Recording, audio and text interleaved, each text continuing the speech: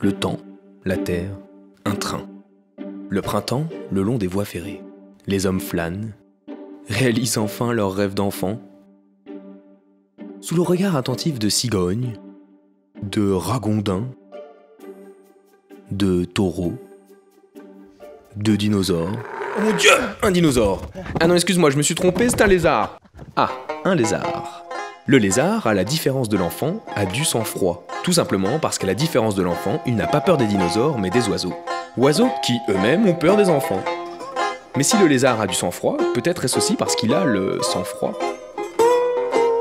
En effet, parmi les espèces qui lézardent, et Dieu sait qu'il en est, le lézard est probablement celle qui lézarde le plus. Mais pourquoi au juste ? Le lézard est un reptile, donc contrairement aux mammifères et aux oiseaux qui peuvent réguler leur température, le lézard a besoin de la chaleur du soleil pour pouvoir bouger, pour digérer, pour se reproduire. Et donc c'est pour ça que le lézard est particulièrement sensible aux variations de température et notamment au changement climatique. Donc si l'on résume, le soleil et la chaleur sont l'énergie du lézard. Comme la pile électrique pour certains appareils, l'essence pour les voitures et la photosynthèse pour les arbres. Mais normalement ça vous connaissez déjà.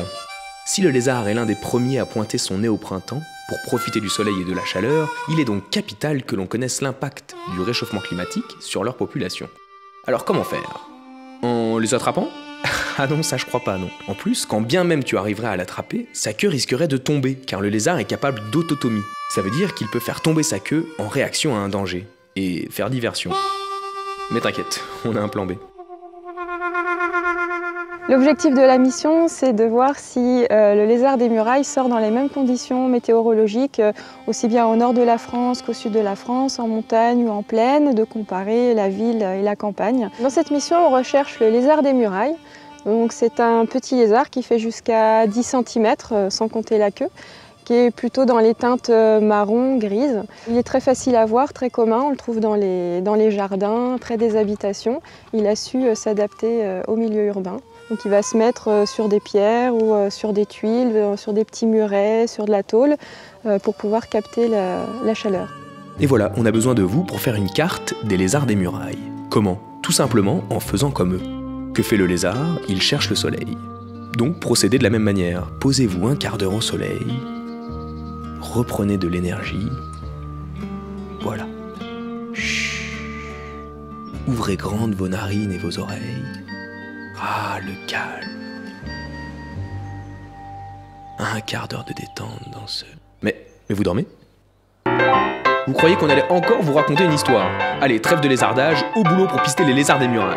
Alors, comment on fait? L'idée, c'est de délimiter un territoire et pendant au moins 15 minutes d'être à la recherche des lézards. Donc il faut s'approcher sans bruit. On va essayer aussi de les prendre en photo. Et si vous avez l'œil averti, vous allez essayer de regarder si les mâles ont des taches bleues sur les côtés, ça veut dire qu'ils vont bientôt se reproduire. Ou alors si les femelles sont très grosses, on dit qu'elles sont gravides, et c'est qu'elles portent les œufs. Si on ne voit pas du tout de lézard, ça aussi il faut quand même l'indiquer, c'est une information importante. Et ensuite il faut décrire où on l'a vu, donc si on l'a vu sur un muret, sur une pierre, sur un bout de bois, sur un sol nu par exemple. Il faut répéter cette opération 3 fois pendant la mission, donc en mars et en avril.